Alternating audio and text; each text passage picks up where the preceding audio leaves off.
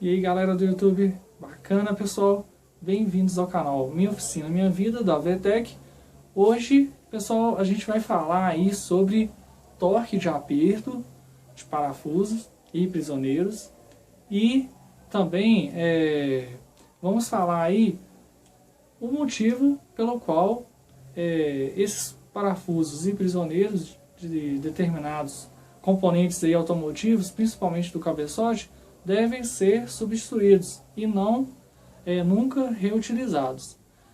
A gente, pessoal, assim, na literatura técnica ou até mesmo por curiosidade, assistindo vídeos aí no YouTube, a gente vê muito falar que determinada dos parafusos não podem ser reutilizados, mas a gente não tem uma explicação teórica pelo motivo pelo qual tem que ser substituídos.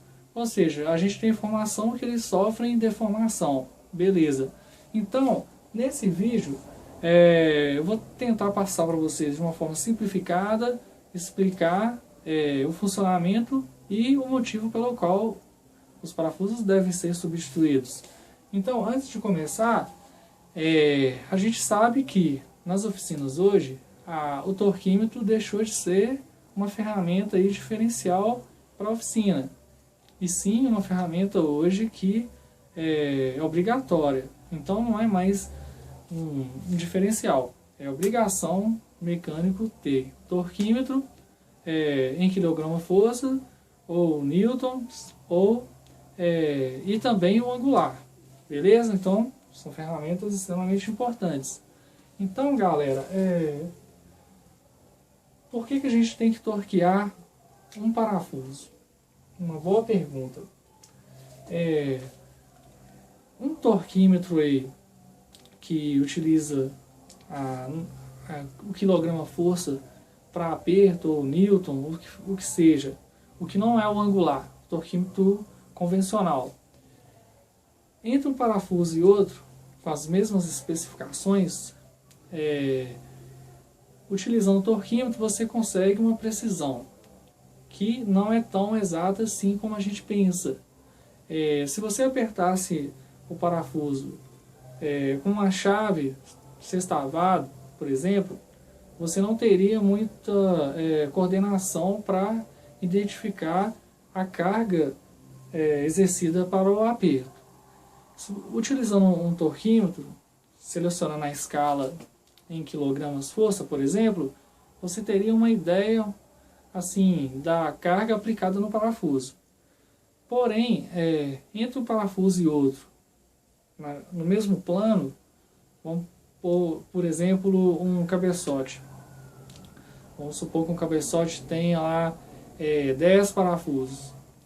Você apertou todos, por exemplo, com 12 quilogramas força. Entre um parafuso e outro, desses 10, haveria uma diferença, pessoal, de 20% entre um aperto e outro, mesmo que o torquímetro estivesse devidamente calibrado e na posição do quilo lá da força que seria exercida para todos os parafusos. Mesmo assim, ainda existiria uma diferença de 20%, ou seja, uma diferença grande. Então, por isso que se utiliza o torquímetro angular, para você refazer o aperto. Então, assim, é claro que você vai respeitar a literatura técnica de especificação do determinado bloco e cabeçote. Cada bloco é construído conforme a engenharia lá estipulou daquele modelo. Então, assim, vai ter parafusos lá, vai ter cabeçote que vai exigir que você faça 3 tipos de torque, depois o torque angular. Então, assim, vai variar de fabricante para fabricante de acordo com o material utilizado. Então, o que eu quero resumir aqui é que o torque com o torquímetro convencional, ele ainda sim vai ter uma diferença de 20%. Para corrigir essa diferença de 20% e aproximar mais, que é utilizado o torque angular, que aí minimiza para uma diferença entre um parafuso e outro de 3%. Então veja que para uma superfície que exige um nível elevado de planicidade e de assentamento, por isso que tem a junta para ela vai ser esmagada com aperto, né, vai deformar para evitar o vazamento, seja de óleo, água e pressão. Então tem que ficar extremamente vedado ali para poder o aperto fazer o efeito necessário, que é apertar todos com a mínima diferença possível entre um parafuso e outro. Então, por que a gente precisa desse torque? Pessoal, o torque no cabeçote, por exemplo, seria assim. Por que você não torquear, não funcionaria e com o tempo os parafusos iriam até soltar? Você mecânico já deve ter percebido aí, por exemplo, na tampa de válvulas dos automóveis, aquela tampa que vai no cabeçote, muitas vezes você pega para manutenção aí nas oficinas, você vê que o parafuso sai até na mão. Por quê? Porque ele não foi torqueado de acordo com a especificação técnica. Ele simplesmente foi apertado aí com a chave, mas não respeitado o torque correto. Por isso, muitas vezes acontece vazamento, aí você vai lá para retirar a tampa para trocar a junta, ou aplicar o silicone, aí vai depender do modelo também.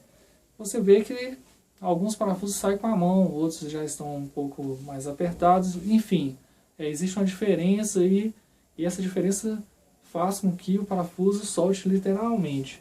Seria assim, por exemplo, imagina uma barra de ferro extremamente pesada, lá 5 toneladas, por exemplo, e nela várias pessoas vão carregar essa barra de 5 toneladas na cabeça. Então, vamos supor aqui que tem várias pessoas aqui, olha, carregando com a cabeça e tal, que representaria o parafuso.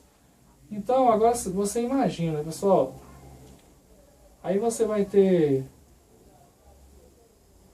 lá, isso aqui é um desenho aqui, mas é para representar mesmo como se fossem pessoas, várias pessoas para carregar essa placa de aço aí pesando 5 toneladas. Imagine que estivesse uma pessoa com 1,90 m, a outra com 1,80 m, várias com 1,75 m, outras com 1,60 m de altura, outras com, sei lá, 1,50 m, outras com 1,97 m. Então assim, as pessoas mais altas, elas seriam as primeiras a abandonar esse transporte, porque ela ia suportar o peso, as maiores iriam suportar mais o peso. Então, o que seria o ideal aqui? Que todo mundo estivesse exatamente a mesma altura para transportar essa placa metálica aí com esse peso todo. Então não adianta eu ter 1 milhão de pessoas carregando essa placa, mas com alturas diferentes. O que significaria, no bloco, por exemplo, que cada parafuso com um torque diferente representaria, nesse caso, as pessoas com alturas diferentes. Então, os maiores aqui iriam arregar, iriam desistir, até todos não suportarem o peso e desistirem. O que aconteceria com o bloco? Que os parafusos iriam soltar literalmente. É o que acontece com as tampas de cabeçote, que geralmente os parafusos bambiam por carga diferentes entre um parafuso e outro. Bom, Então é por isso que tem que existir o torque e o torque angular. Agora que a gente já sabe que o torque é importante porque na carga ali de trabalho tem que estar todo mundo trabalhando igual, na mesma altura, na mesma força, a gente vai ver que, falando um pouco agora sobre o parafuso, você já deve ter observado que nas cabeças de parafuso sextavado, geralmente aí você vê um dado que vem do fabricante. Aí vai depender do tipo de material que foi fabricado aquele parafuso.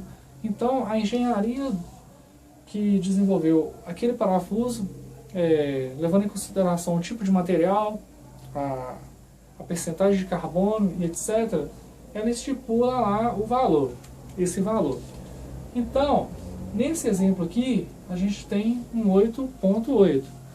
Geralmente, erroneamente, o pessoal acha que isso aqui tem a ver com o tipo de rosca, o passo de rosca, ou até mesmo o diâmetro do parafuso. Mas não tem nada a ver. Isso aqui tem a ver com esse primeiro número aqui, que no caso é 8, ele representa a resistência do parafuso. A resistência à tração. É onde ele suporta antes de romper. Ultrapassando esse valor, ele vai romper. Entretanto, tem um cálculozinho aqui que eu vou passar para vocês agora. É muito simples.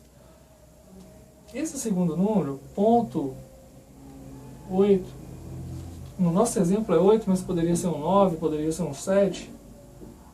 Ele significa limite de escoamento. Limite de escoamento.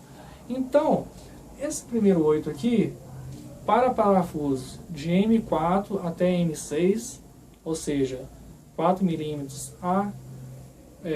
de diâmetro, 4 mm a 8 mm, a gente vai multiplicar por 100. Já os parafusos com diâmetros maiores, a gente deve consultar na internet, mas não varia muito não.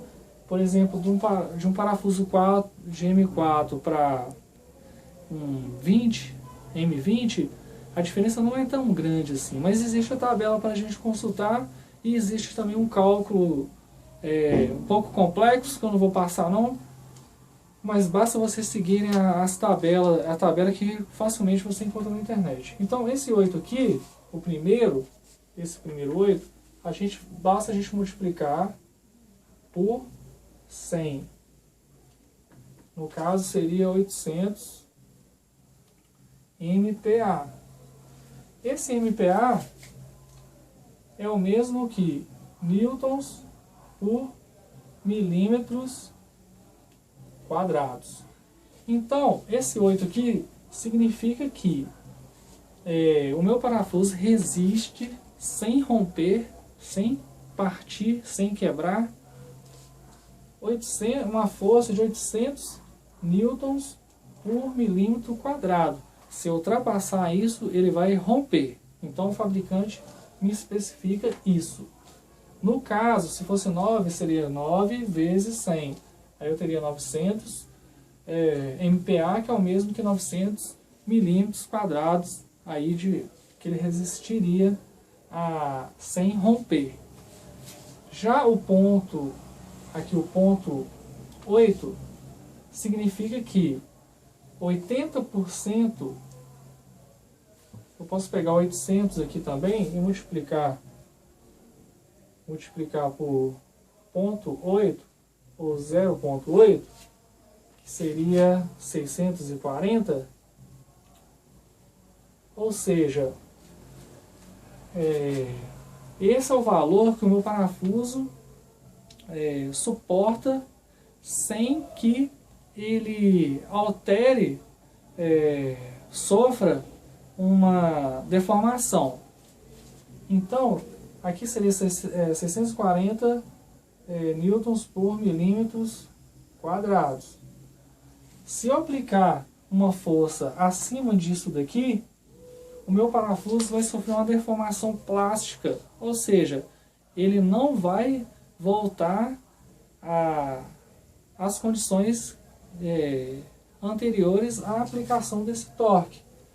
Então, quando a gente aplica, pessoal, o torque angular, a gente ultrapassa esse valor aqui e lá no cabeçote, no bloco, esse parafuso vai sofrer uma deformação e ele vai se alojar de acordo com a deformação que ele vai estar sofrendo, uma deformação plástica.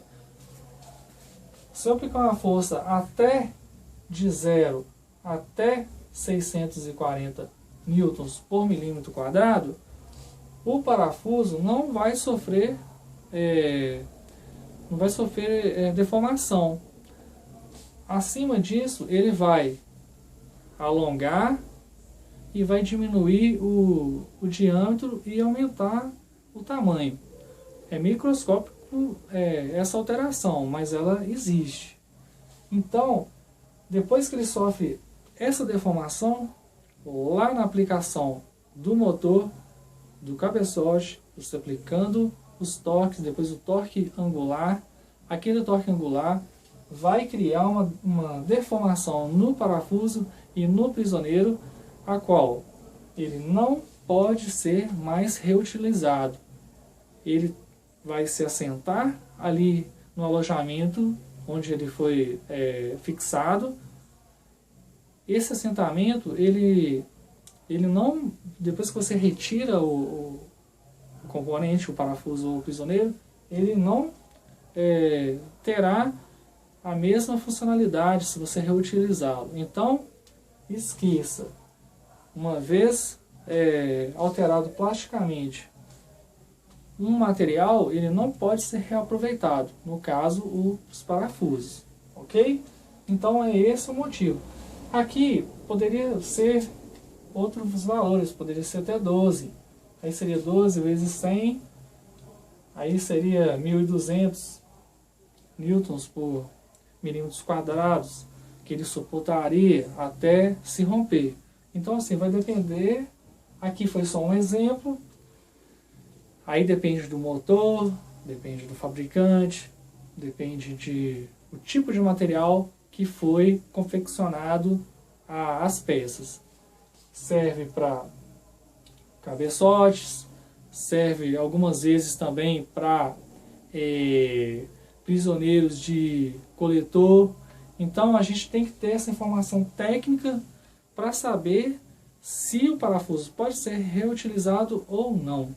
No caso dos cabeçotes, por utilizarem torque angular, jamais devem ser reutilizados.